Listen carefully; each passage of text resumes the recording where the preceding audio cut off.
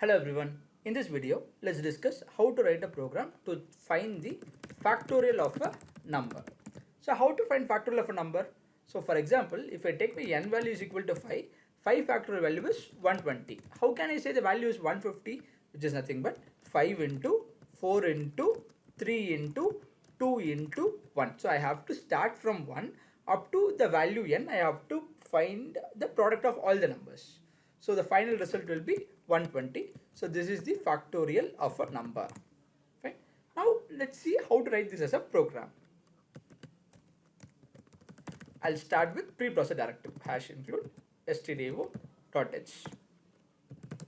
The execution of the program always starts from the main function. First I'll declare a variable n to get the input value from the user. Scanf %d comma ampersand n. Okay. So here I'm going to take a variable called fact. I'll initialize a value as 1 because first I'll take the value 1 that should be multiplied by some number. I should get back the same number. So for that I'll be taking the variable called fact. I'll initialize the value as 1. So I'll start the iteration from 1. I'll end up to n because I have to start multiplying the value from 1 to n. Then I'll give I plus plus. Okay. So what I'm going to do, fact is equal to fact into I. So let's start the iteration from 1 onwards. 1 less than or equal to 5. Condition is true. If the condition is true, I'll go inside. Fact value is 1. I value is also 1. So 1 into 1, the value is 1. So that will be stored in the variable called fact. Then I'll go to the next iteration. I value becomes 2. 2 less than or equal to 5. Yes, condition is true. If the condition is true, what I'll do? I'll go inside. I have to multiply fact with I. Fact value is 1. I value is 2. 1 into 2, the value is 2. That will be stored in the variable called fact. Then I'll go to the next iteration. I value becomes 3. 3 less than or equal to 5. Yes, condition is true. I'll go inside. Fact equal to fact into I. Fact value is 2. Into I, the value is 6. That will be stored in the variable called fact. Then I'll go to the next iteration. I value becomes 4. 4 less than or equal to 5. Yes, condition is true. If the condition is true, I'll go inside. I'll give fact into I. Fact value is 6. I value is 4. 6 4s are 24. That will be stored in the variable called fact. Then I'll go to the next iteration. I value becomes 5. 5 less than or equal to 5. Yes, condition is true. I'll go here. Fact into I. Fact value is 24. I value is 5, which is 120. That will be stored in the variable called fact. Then I'll go to the next iteration. I value becomes 6. 6 less than or equal to 5. Condition is false. I'll come out of the for loop and then I'll print the variable fact, which helps us to find the factorial of a number. So fact return 0. Let me save the code and let me execute the code. I'll give the input value as 5. I've got the output value as 120. That's all. Now let's write a program to find Fibonacci series. Okay. So Fibonacci series starts with 0 and 1. Okay. Now if I want to find the next term, I should find the sum of the previous two terms. Sum of the previous two term is 1. 0 plus 1, the value is 1. Now if I want to find the next term, I have to find the sum of the previous two terms. 1 plus 1, the value is 2. Now if I want to find the next term, 1 plus 2, 3. If I want to find the next term, 2 plus 3, 5. Next term, 3 plus 5, 8. 5 plus 8, 13. It goes on like this. So here, first value and the second value we have to initialize. Instead, I can take two variables. I'll initialize a value with minus 1 and plus 1. So if I find the sum of these two terms, I'll get the first value called 0. Now if I find sum of these two terms, I'll get the value called 1. So and it gets continued. So this is the logic of Fibonacci series. So first what I'll do is, I'll take the variable a, I'll initialize the value as minus 1. I'll take a variable b, I'll initialize the value as 1. Okay. Now to find the first term, I'll add a and b. So a value and b value will be added. I'll get the value called 0. Yes, I have got. Now after this, I'll copy the b value in a. And let's take this variable to be c. Okay, I've got the first term. Now c value will be stored in b. And it gets repeated because I have to find sum of previous two terms. So a value, B value added together, I have got the value 0. Then I'll print the value 0. After this, what is my B value? B value is 1. That will be given to the variable A. Then what is my C value? 0. That will be given to the variable B. Now when I go to next iteration, C equal to A plus B. A value is 1, B value is 0. 1 plus 0, the value is 1. I have got this. Now what I have to do? B value. What is my B value? 0 will be stored in the variable A. Okay. C value is 1. That will be stored in the variable B. Done. Then I go to next iteration. C equal to A plus B. A value is 0, B value is 1. 0 plus 1, 1. 1 will be stored in the variable C. I've got the next term, sum of previous two terms.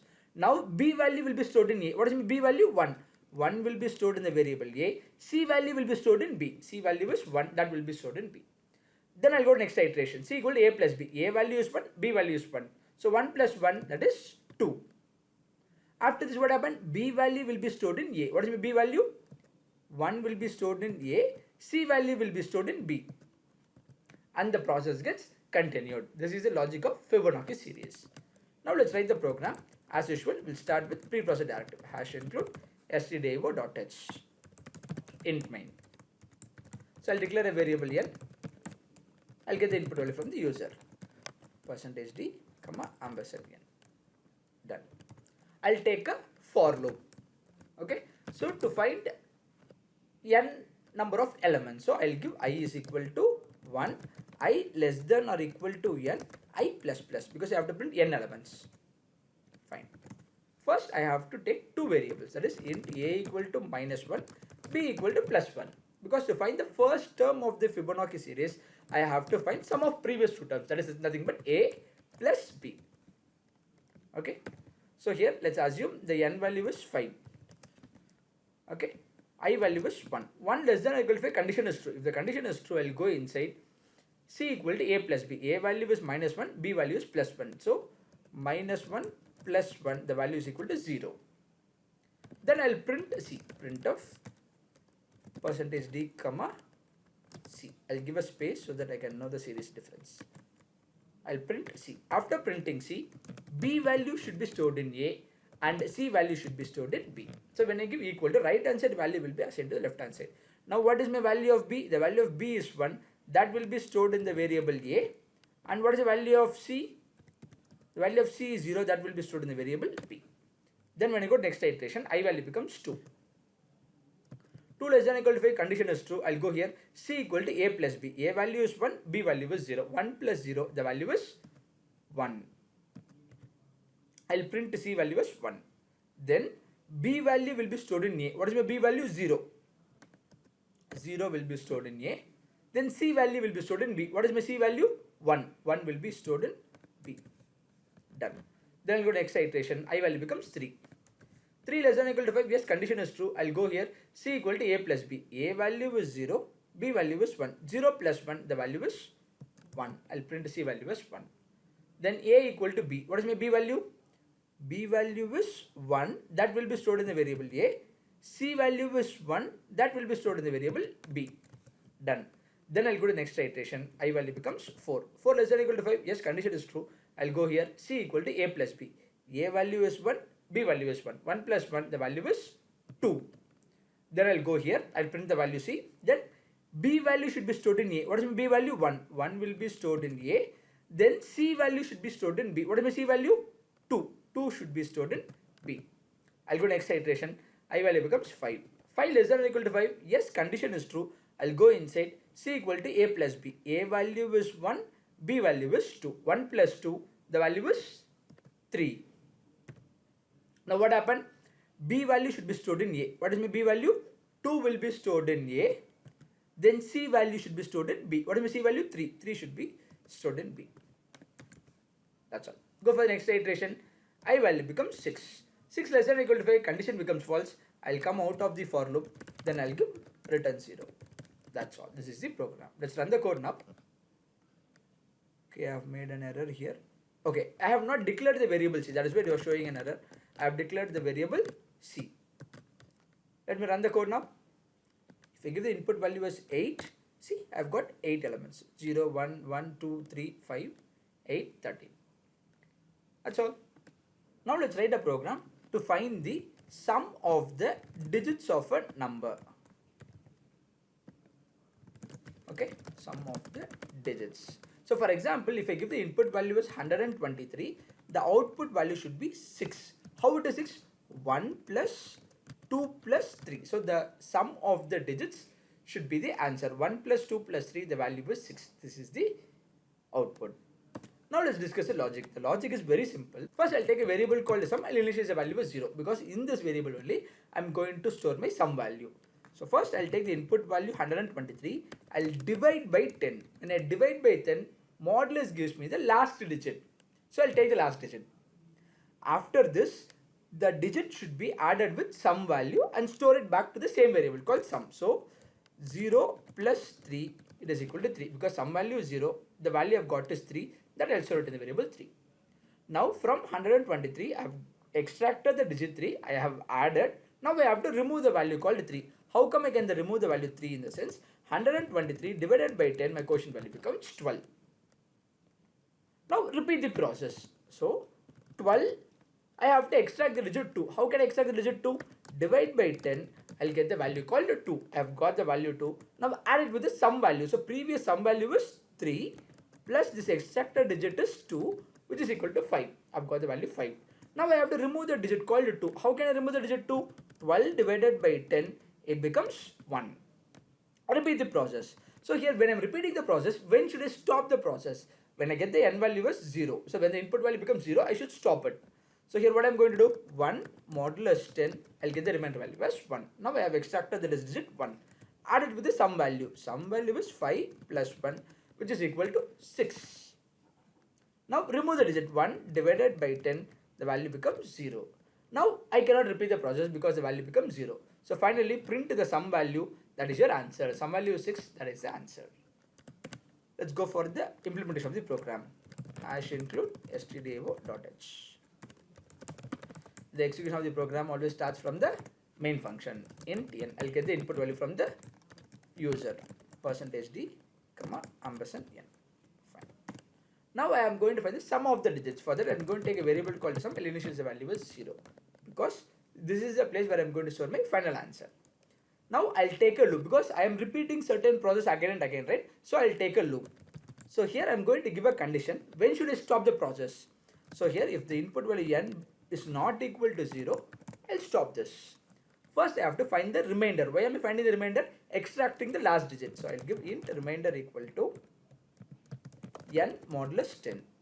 So here let's assume the input value n to be 123. 123 not equal to 0. Yes, condition is true. I'll go here. 123 modulus 10. I'll get the remainder value as 3. 3 will be stored in the variable called remainder.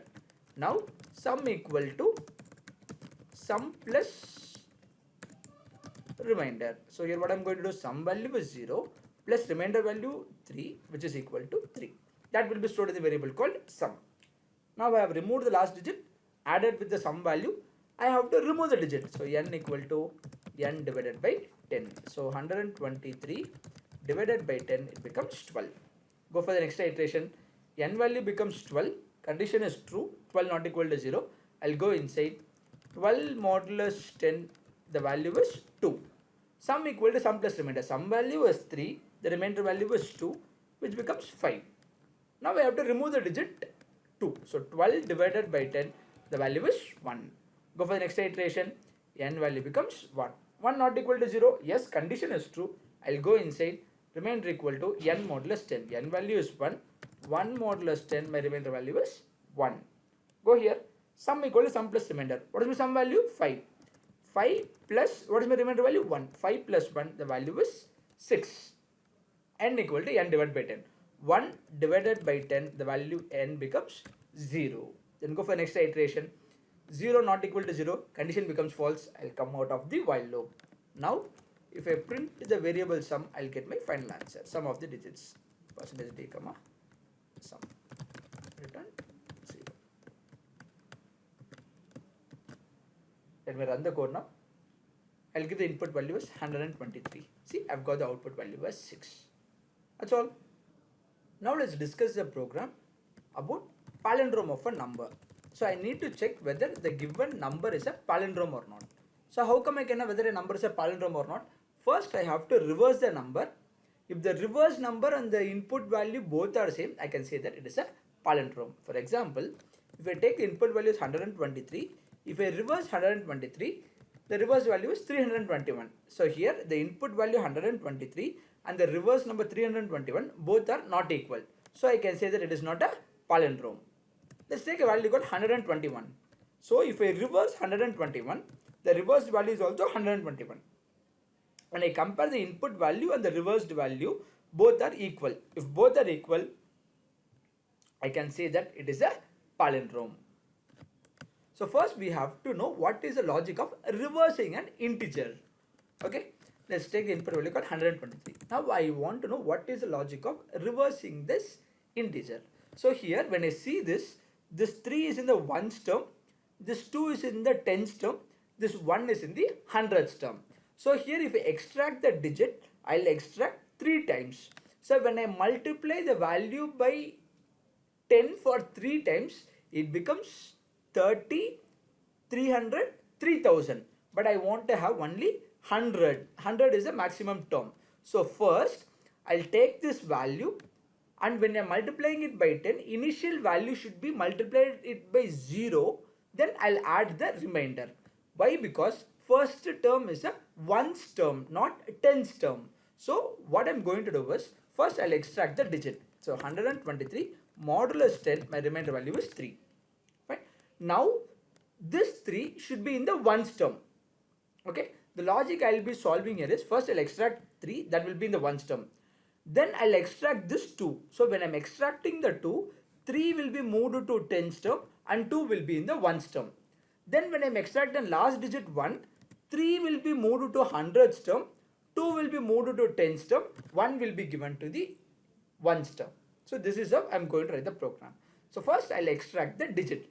After extracting the digit, I'll take one variable called reverse to store the reversed value. So what I'll do is, this reversed value will be multiplied by 10 each and every times, so that I can move this 3 from ones term to tens term, then this 3 from tens terms to hundreds term. So to moving that, the reversed value will be multiplied by 10 and I'll add it with the remainder value. So the remainder value is 3. 0 into 10, 0 plus 3, the value is 3. So I have got this digit 3. Now from 123, I have to remove the value called 3. How can I remove? 123 modulus 10 divided by 10, I'll get the value as 12. Repeat the process. 12 modulus 10, my remainder value is 2. So what I have to do? Reversed value. What is my reverse value? 3. Now this 3 from ones term should be moved to tens term. So this 3 reversed value will be taken. That should be multiplied by 10 and added with the remainder value. So which is equal to 3 multiplied by 10, 30 plus 2, 32. Now this 3 from ones term is moved to tens term and the newly got extracted digit 2 will be in the ones term. Now I have to remove the digit 2. So 12 divided by 10, I'll get the value as 1. Repeat the process. 1 modulus 10, the remainder is 1. Then what I have to do? 32 into 10 plus remainder 1. So which is equal to 321. Now this 3 from tens term moved to hundreds term. This 2 from ones term has been moved to tens term. The newly digit has been placed in the ones term. Now I have to remove the digit. 1 divided by 10, it becomes 0. Stop the process. When the value becomes 0, stop it.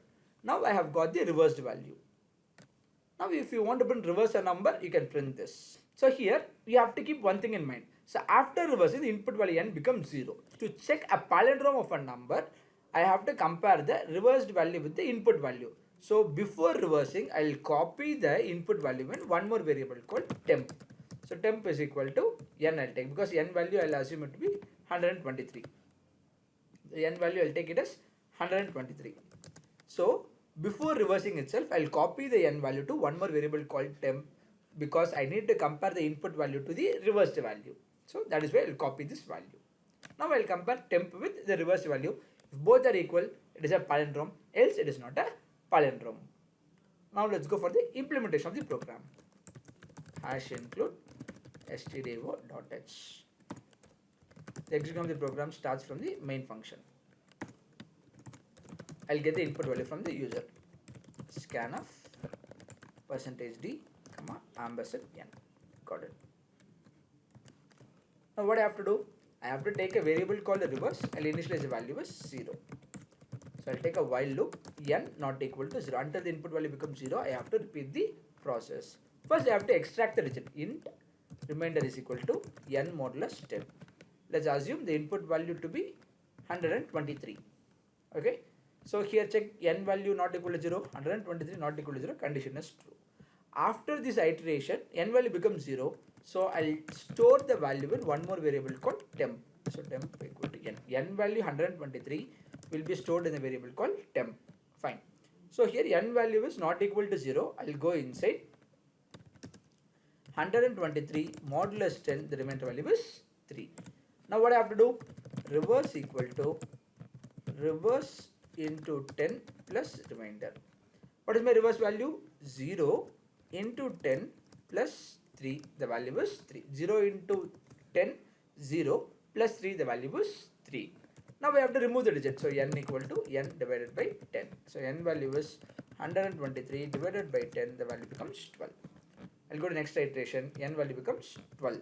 12 not equal to 0, yes, condition is true. I'll go here, 12 modulus 10, the value is equal to 2. I have removed the digit. Now what I have to do? Reverse equal to reverse into 10. 3 into 10, 30 plus the remainder value 2, which is equal to 32.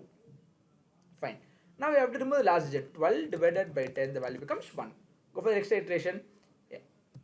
N value becomes 1. 1 not equal to 0. Yes, 1 is not equal to 0. I'll go here. Remainder value equal to, that is 1 modulus 10, the value is equal to 1. I have extracted the last digit 1. Now reverse equal to reverse into 10 plus remainder. Reverse value is 32 into 10, 320 plus 1, which is equal to 321. Now n equal to n by 10. 1 divided by 10, the value becomes 0. Go for extra iteration, n value becomes 0. 0 not equal to 0, condition becomes false. I'll come out of the while loop. Now if I want to print the reversed value, I can print reverse. But here the question is palindrome. So I'll check if the reversed value is equal to input value. Input value has been stored in one more variable called temp.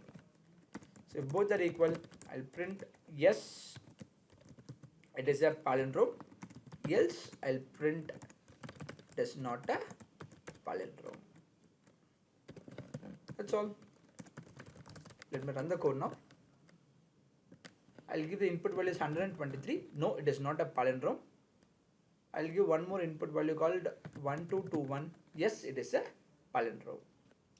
That's all. Now let's write a program to check a number is a strong number or not. Okay. How come I can know whether a number is a strong number or not? Logic is pretty simple. So I'll take a value called 145. I have to find sum of the factorial of the digits. So which is 1 factorial plus 4 factorial plus 5 factorial. I have to find the factorial value for all the digits and I have to sum it. If the sum value is equal to the input value, I can say that it's a strong number, else it is not a strong number. 1 factorial value is 1, 4 factorial is 24, 5 factorial is 120, which is equal to 145. So sum value and the input value both are same. I can say that it is a strong number, else it is not a strong number. Now let's go for the program. Hash include stdio.h main function. I'll declare a variable n to get the input value from the user. %d, ampersand n. Okay. So here I have to take a while loop. I'll give a condition as n not equal to 0 because until the input value n becomes 0, I have to repeat the loop. Okay. So let's assume the input value to be 145. After the iteration of the while loop, input value becomes 0. So I'll copy the value in one more variable called temp. Okay, temp is also having the value called 145. So check 145 not equal to 0. Yes, condition is true. Now from here I have to extract the last digit. How can I extract the last digit? Int remainder equal to n modulus 10. So which is 145 modulus 10. I'll get the value as 5. So I've got the last digit. After this, what I'm going to do? I have to find the factorial value for the variable remainder. So int fact is equal to 1. So for int I is equal to 1, I less than or equal to remainder I plus plus. So we have discussed the program for factorial, right, in the previous. So fact is equal to fact into I. So 5 factorial value will be 120. Now this 120 should be added in a variable. So sum equal to sum plus fact. So here I'll take one more variable. I'll initialize the value of sum as 0. Sum is equal to 0. Here I'm going to show the final result. So what is the sum value? 0 plus fact value is 120, which is equal to 120. Now from 145 I have got 5 factorial. I have added with the sum variable. Now we have to remove the digit 5. So n equal to n divided by 10. So 145 divided by 10, the value becomes 14. Go for the next iteration. N value becomes 14. 14 not equal to 0. Yes, condition is true. I'll go here. 14 modulus 10, the remainder value equal to 4. Again fact value will be 1 because now I am going to find the factorial value for 4. So I should initialize the fact value with 1. That is why I have declared the variable fact and initialize the value inside the while loop. Now I will find the 4 factorial value. 4 factorial value is 24 I will get. Now sum equal to sum plus fact. So 120 plus 24, the value will be 144. Now I have to remove the last digit. So 14 divided by 10, the value becomes 1. Then go for next iteration. N value becomes 1. 1 not equal to 0. Yes, condition is true. I'll go here. Remainder equal to n modulus 10. So n value is 1. 1 modulus 10, the value becomes 1. Because when I divide the number by 10, I'll get the remainder value as 1 only. Now I have to find the factorial value for 1. 1 factorial value is 1 only.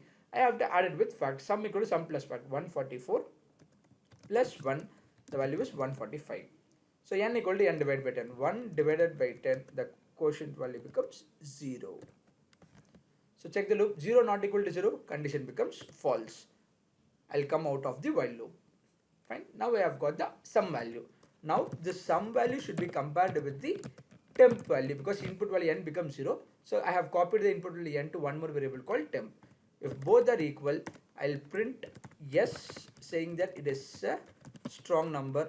If it is not equal, I'll print it as false.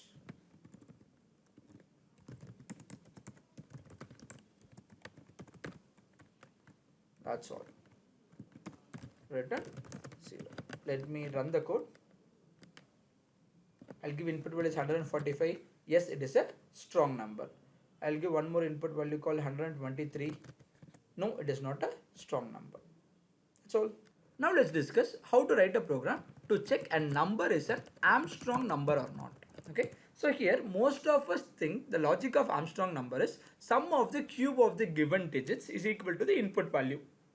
If both are same, I can say that it is an Armstrong number. Else it is not an Armstrong number.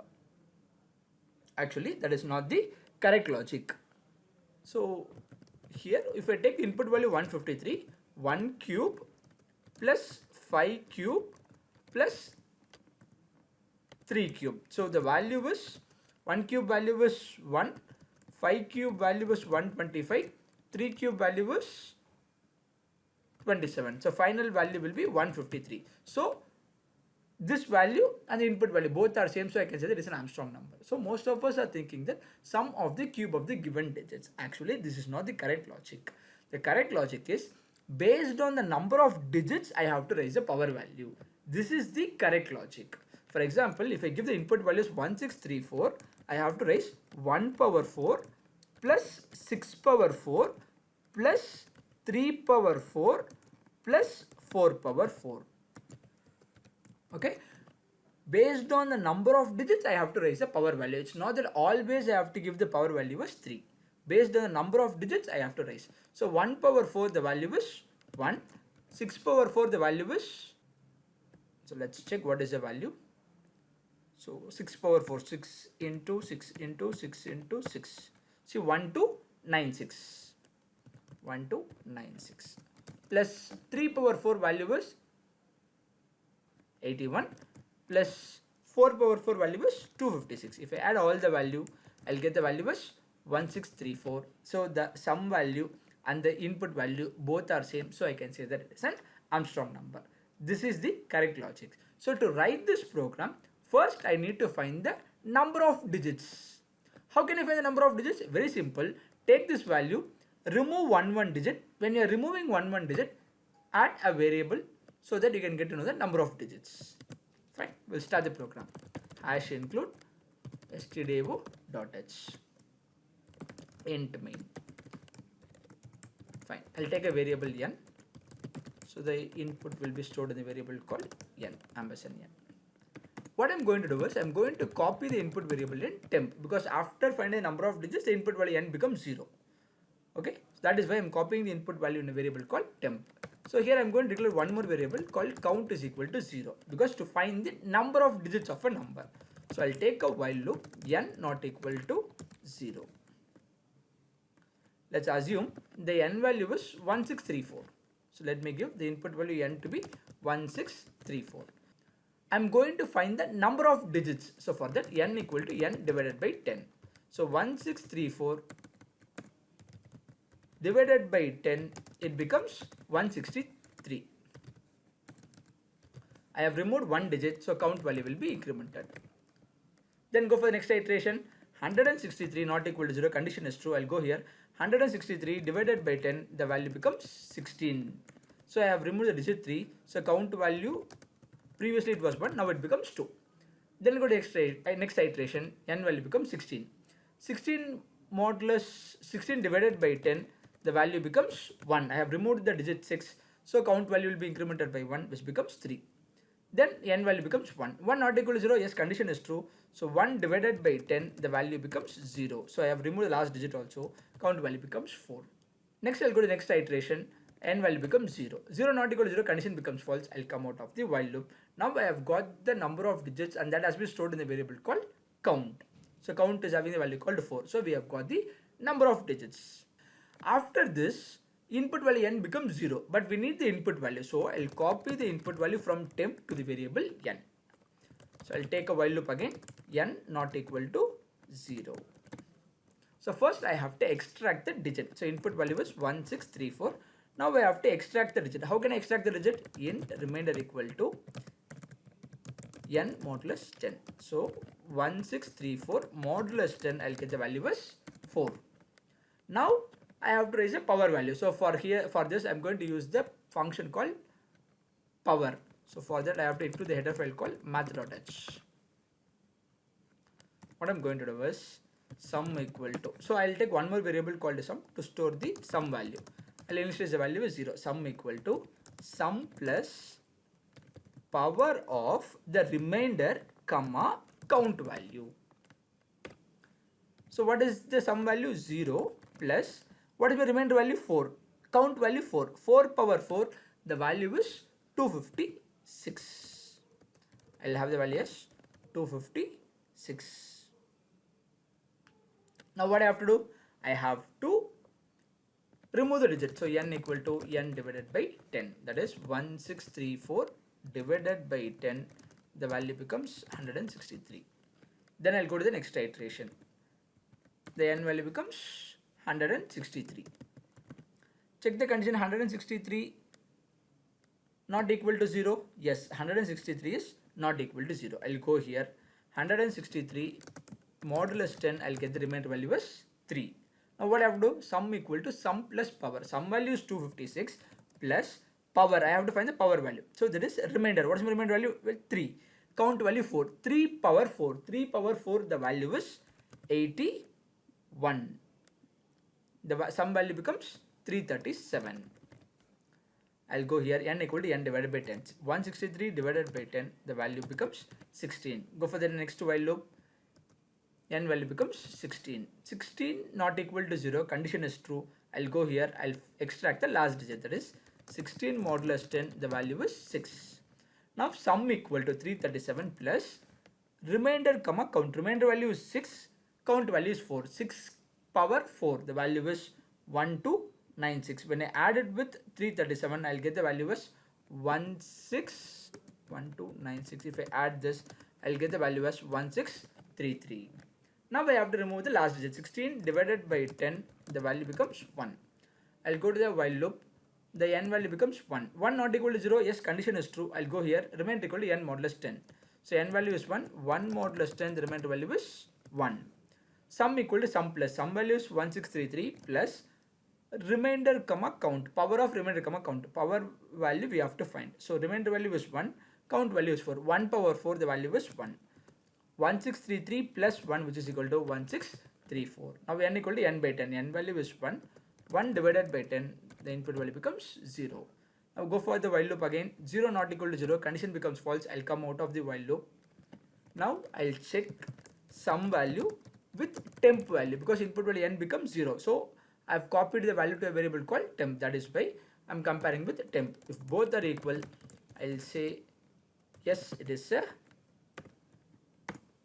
Armstrong number, else it is not an Armstrong number. I'll print no. Return 0. Let me save this code. Let me run the code now. I'll give 1634. Say yes, it is a Armstrong number. I'll give 123. No, it's not an Armstrong number. I'll give 153. Yes, it is an Armstrong number. That's all.